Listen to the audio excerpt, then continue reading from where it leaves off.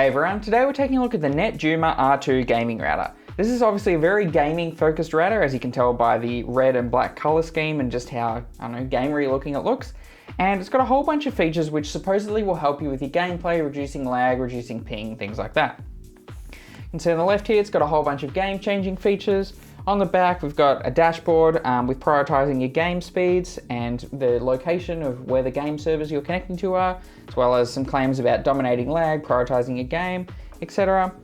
Normally I'm not a big fan of this gaming aesthetic, and I think just a regular good router, doesn't necessarily have to be gaming focused, will probably incidentally be good for gaming, but I thought I'd put these claims to the test and compare it to my Google Nest Wi-Fi, which I've got across my apartment here, and see which router comes out on top and if there's a real difference to be noticed within games.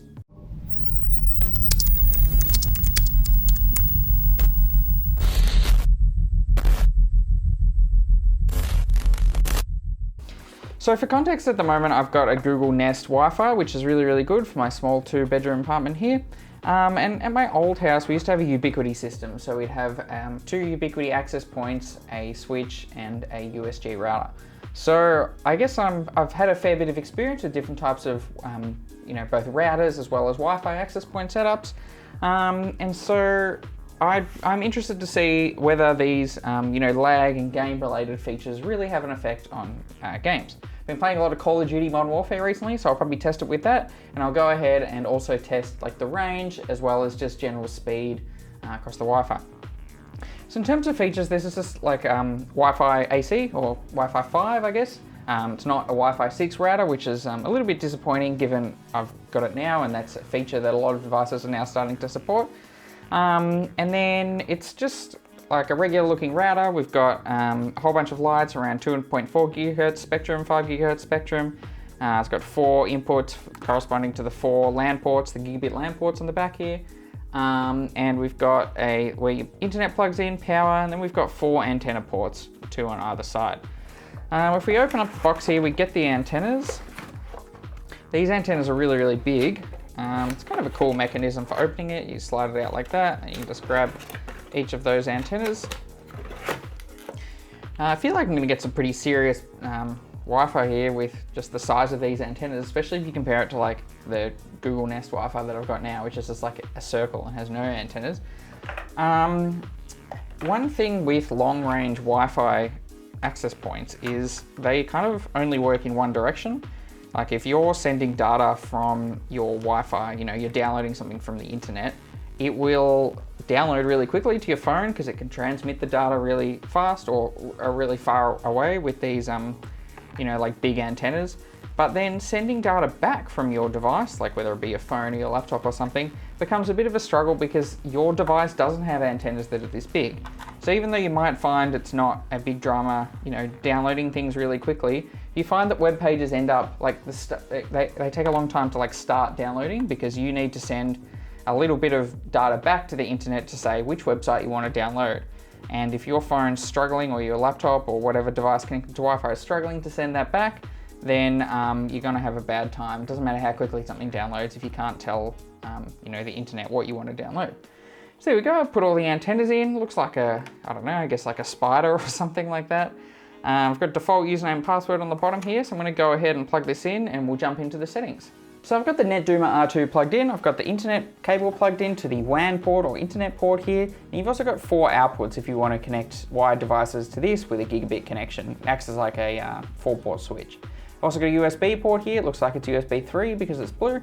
This should let you be able to plug in like a hard drive and then share content across the network to any device that is connected either via the wired cables or wirelessly. There's no lights on the ports here, so normally like sometimes on Ethernet switches you get like a light here that gives you the link speed, whether it's kind of orange for 100 megabits per second or green for 1000 megabits per second or gigabit networking. But we don't get any of those lights here, but what we do get on the front is some lights which give you at least activity for those ports. So we've got power here, that's just always on when it's plugged in. We've got the internet icon here so we can see internet activity, 2.4 and 5 gigahertz lights to see the Wi-Fi traffic, and then we've got ports 1, 2, 3 and 4 to look at the activity for those 4 ports of the gigabit switch at the back.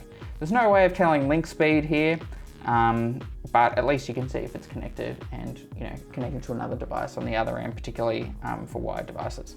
So let's go ahead and jump into the setup. I've connected to the default username and password, or the SSID and password, which is on the bottom of the router. And then the first thing you need to do is just pop in your download and upload speed. So I've got 1000 megabits per second download and 40 megabits per second upload.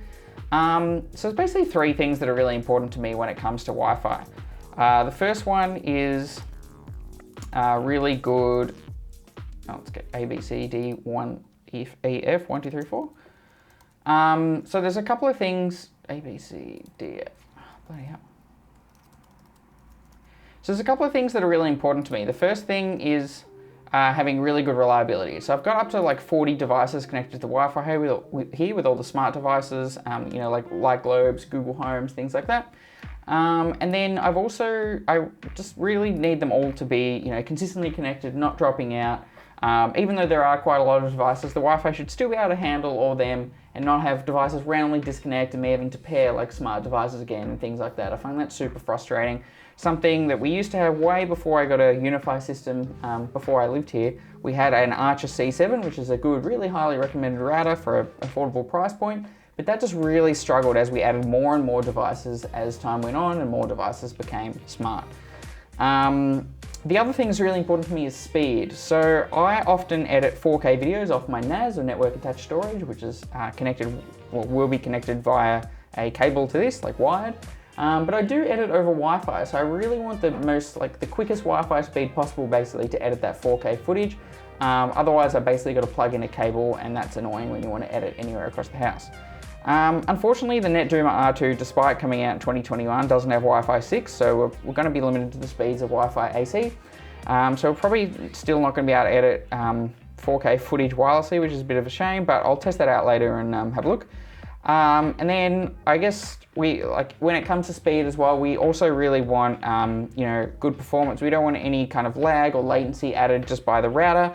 We kind of want as much of a direct connection to the internet as possible with no additional processing or things going on that will slow down the internet speed within the router. The last thing I really like is a really nice user interface to be able to see which devices are taking up like the most network bandwidth, which devices have the most downloads and most uploads over a period of time.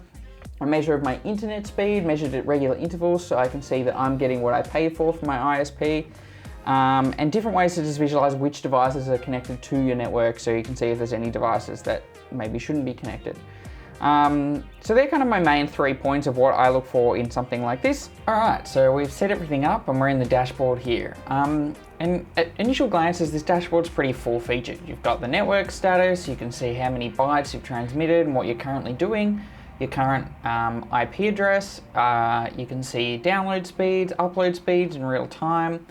And then traffic overview. If you prioritize a particular device, looks like you can see whether, how much of your traffic is split between. And then we've got our devices connected here. I've only got the one device here, my laptop connected, but I'll go ahead and connect my phone in a second and we'll see that come up. And then we've got this bandwidth allocation. So we can basically categorize and then, view the different types of traffic that we can, that it can read. We've got these geo-filter settings, so what you can do here is specify particular parts of the world where you want your devices to connect to, or rather not connect to other parts of the world. So for example, what I can do is add my PlayStation, or let's add this device, for example, Sam's Air. Pick a game that I want to play, so I could pick something I've been playing, Call of Duty. And then what you can do is filter out servers that aren't near you. So basically when you're trying to search for a game in the lobby, doing matchmaking, and you see, it searches for 10 millisecond games, then 20, then 30, and then whatever. So most players, when they get to about, 60, 70, 100 milliseconds of ping is kind of too far, and it indicates that the server is overseas, and you're probably gonna have a rough time competing against people who have a lower ping that are closer to the server. So what this can do is basically limit your area of servers that you want to look at to, let's say, within your country, and then anything else, what it's going to do is filter them out so you don't end up in lobbies that have a really high ping. QoS, this is quality of service. What this does is let you prioritize particular devices for, to get access to the internet, and then, so all the other devices are say a regular priority, and then let's say you're playing Xbox, PlayStation, or PC gaming, you can prioritize them. And what it'll do is make sure that those packets or that internet connection prioritizes over everything else across the network. So let's say you've got one person playing Xbox and one person watching Netflix. It doesn't really matter if Netflix doesn't have an instant connection, because it has a little bit of a buffer on the person's computer or device watching it. In which case, if the internet, goes down for a second or can't connect so quickly, Netflix still has a bit of time that it's saved, that video locally, so it can just keep playing and the user won't notice anything. But if you're playing gaming, there's not really any, or if you're doing games, there's not really any tolerance for that, because if you even drop that speed for half a second, that could be you could get killed, or your character doesn't move in time or something like that. So really anything you can do to make sure that there's no delay between what you're doing and what the server that the game's running on receives, the better. So that's what this does here, QoS. I've also got this cool thing here called congestion control, and I've explained this in another video which you can watch probably up here in the top right corner. But the crux of it is, if you're going onto web pages, you need to send a little bit of an upload to actually tell the website that you want to load that web page. So if you want to go to google.com, you need to tell google.com that you want to download like whatever's on google.com, like the logo and the search bar and whatever. Every single web page requires you to do that. It needs to know that you want the content back. So while the majority of what you're doing when you're surfing the web is downloading, there is a little bit of uploading going on to get those initial requests going, get the web pages to start loading. So if you've ever been in a situation where you're, someone on your network is doing an upload and taking up all the upload bandwidth, and particularly here in Australia, we don't have very good upload speeds compared to the download speeds. So someone's uploading, let's say, a YouTube video or photos like to Dropbox or like Facebook or something, or just doing something upload intensive, that can saturate the entire bandwidth of your upload speed for your internet connection. And so everyone else on the network, including the person doing the uploading actually, if they're trying to go to a web page or something, their upload, like that little upload that I was talking about before to get the web page to start downloading, is going to be blocked or delayed by that upload that's taking up and saturating all the bandwidth. So that's where congestion control comes in. This is a really good feature. What you can do is you can enable it, or you can, auto enable it. And what that does is means no one single device can saturate the entire upload speed. So I set my upload speed earlier to 40 megabits per second. So what I can do is then drop this down to let's say 80%. So no one device can take more than 32 megabits per second upload. And then what that means is the rest of the devices are able to share that extra 20%. So your one device is getting mostly the highest possible upload speed it can, except for 10 or 20%, and every other device is still able to upload those little packets and still be able to access the internet, not have massive white screens when you're waiting to load the page until it actually starts downloading, which it then does relatively quickly. Connection benchmark, this is another good feature. Basically, what you can do is run a speed test on your internet, and then over time you can see the history of speed. And this is something I find really useful to kind of keep your ISP in check. You could be paying for, here I'm paying for 1,000 megabits per second download and about 40, 50 megabits per second upload. So what I can set this to do is do something like a schedule every day or every couple of days. I can get it to run a speed test at random times of the day and ensure that I'm actually getting the speeds that I'm paying for. If you're paying for let's say 100 megabits per second download and you're only getting 60 or 70, why should you pay for the full 100? You should just move that down to a 60 or 70 megabits per second plan. That's exactly what this is for. I just, there was a point years and years ago when we had terrible internet. It's all right now, but when we had terrible internet, when you wanted to prove to your ISP that you're not getting what you're paying for, and you should be getting, X amount of megabits per second, but you've done a test every day for 3 weeks, and none of them have hit that speed. And that's pretty good evidence that you can be like, okay, well, I either want to pay less, or, I want to move plans, or I need a technician to come out and sort this out for me. I'm really actually glad to see this feature here. You can see I'm getting a download speed of 850 megabits per second. Just a note, because this is running on the router, this is pretty much going to be the maximum possible speed that you can get. You're not interfering, you're not running into any bottlenecks with Wi-Fi speed, you're not running into any bottlenecks with the wired Ethernet switch within it. This is pretty much the best speed that you're going to get, because there's no other devices kind of in the way or bottlenecking the speeds, because your router is connected directly to the internet and the speed test is running on the router. See, I get 43 megabits per second upload, which is actually higher than the 40 that I set. Looks like it gives you a little bit of a benchmark here, what you could do. And then I like this, you've got this kind of gray line, which is what I set the speeds I'm paying for, and you can see where the speed that we're actually getting kind of relates to that gray line. Same with the upload speed, although that's a little bit tricky to see. Maybe they could change the axis here, the y-axis. Also, it's kind of funny, we've got like a 1 here, we've also got a 1 here, so I'm not really sure. This should probably be like 500 or something. So there's a couple of tests I'm going to do here. The first one is just pinging the router. So we go ping 192.168.77.1. This is on Wi-Fi, so we should be able to see how long it takes to get from my computer, which is this right here, to the router, which is just here. You can see we're getting a time between, I guess, 4 and 1 milliseconds. Oh, 1 jumped up there to 11. So I guess we're getting between 1.9 and 11 points. Oh, there was 112. Probably on average about 3, but varying between 1.9 and like 12.7. So that's not too bad, I'm not too far away. Next thing I want to try is just a regular speed test.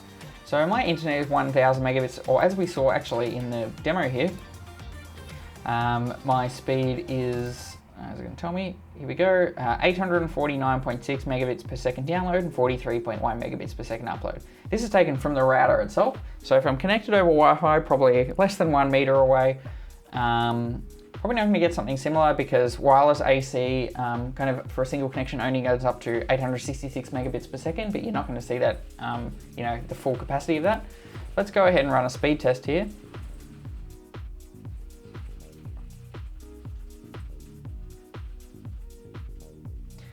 Ping of 5 milliseconds, and then we can get a download of 220.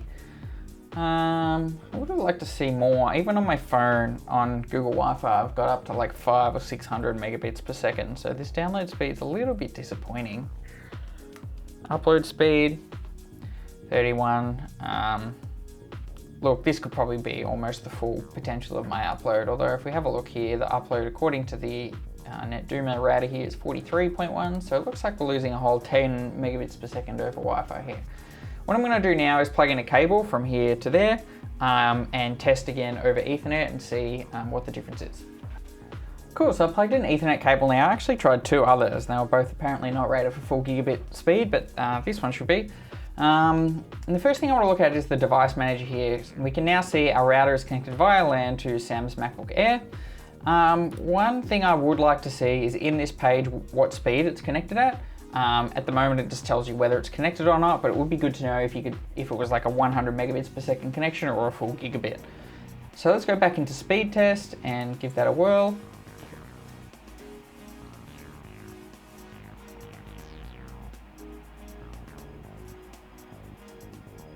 Already see our ping is 2 milliseconds quicker.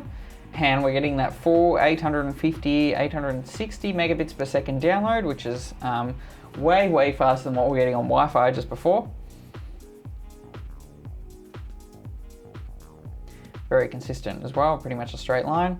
And our uploads is kind of what we're seeing on Wi-Fi. So we know really Wi-Fi wasn't the bottleneck for the upload, but definitely was for the download. We're getting about a quarter of the speed, which is a little bit disappointing given what I know, Wi-Fi to be capable of. I just want to check these same exact results on my phone. So let's just check we're connected to the right Wi-Fi network, Netduma R2. And let's go ahead and run a speed test. Just to show you that it's, not the computer. So we're getting slightly faster speed ping. We got a 2 milliseconds quicker ping, but we're still getting this same kind of capping out at 200-ish megabits per second download. And we'll probably get about 31, 32 megabits per second upload, I imagine. Yep, there we go. So what I'm going to try next is I'll run these same tests using Google Wi-Fi and we'll be able to get some results to compare. So let's go ahead and connect to that. So I'm going to unplug this connection, not using wired anymore.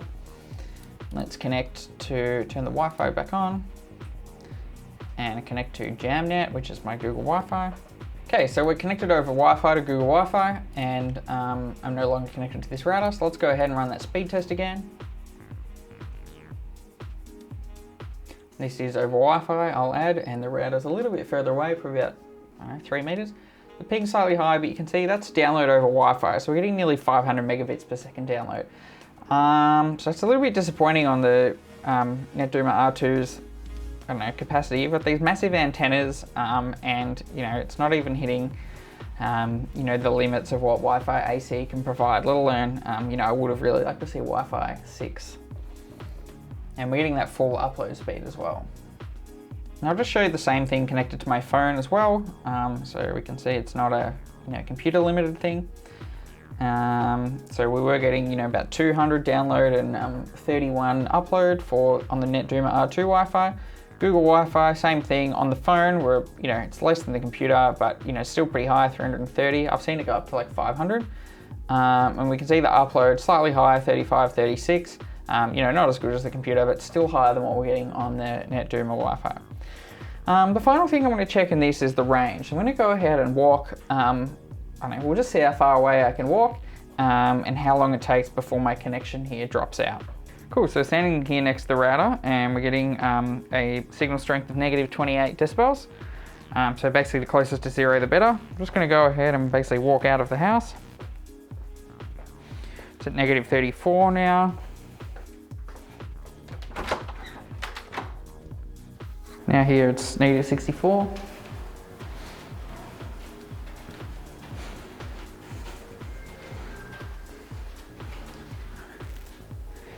Negative 81.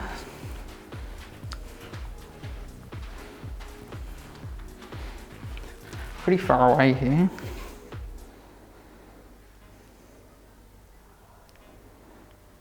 Still negative 81.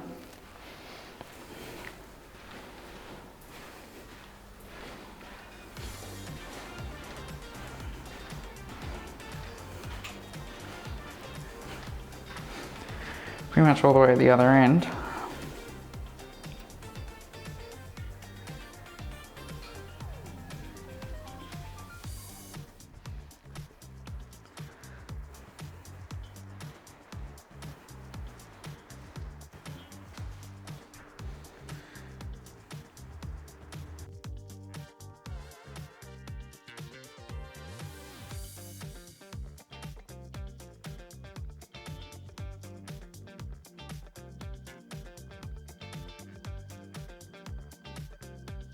So the final thing I've tested out here is playing games on the PS5, and I gotta say I can't really tell the difference. Maybe it was because I was finding good service beforehand, or maybe because, you know, I already had quite a low ping, but you know, switching to the Netduma or just, you know, being on my Google Wi-Fi is pretty much the same experience.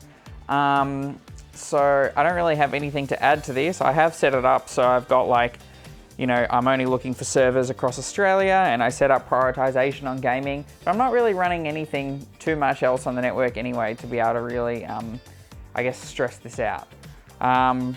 So yeah, I guess any quality Wi-Fi router or access point is probably going to give you a pretty similar experience. I guess without all the, you know, gaming laden features. Maybe if you're in a specific scenario where you're really finding that one device is taking over your gaming experience, this might help. But in my case, I wasn't really having problems like this. So there you have it. That's the Netduma R2. If you're finding you're having a lot of issues with your Wi-Fi, when particularly a lot of other people are connected and you're trying to play games, or you really want to prioritize your particular game, this is probably a pretty good router. It's got a lot of features for that. It's very gaming focused and gaming optimized. But if you do already have a quality Wi-Fi setup, you're probably not going to see that big of an improvement with a router like this. And I'd probably only be looking to this if you're upgrading from, like, your existing ISP router to something like this. I've got a Google Nest Wi-Fi, and that's really, really solid. The speeds of that are higher, or like double the speed basically of this over Wi-Fi. And I'm not too big of a fan of the gaming aesthetic here. You know, I don't really like the red and black, these massive antennas. It's not very practical to just, you know, be able to put somewhere and, I don't know, like have it be discreet and out of the way. But I did like the UI, I did like the amount of information you're able to get about each Wi-Fi client as well as the network in general. And those features could be useful if you're trying to troubleshoot why a particular device is not having good, you know, good time connecting, or, you know, you're dropping out or whatever. I will say though, this is not the be all and end all. This is not going to be able to fix any problems if your actual internet connection is not that great. But if you know you've got a good internet connection, but your Wi-Fi router is letting you down, this could be somewhere to go as an inexpensive, probably first step to see if this can solve your troubles. So thanks for watching this Technologetic video. If you enjoyed it, give this video a thumbs up and subscribe for more videos like this.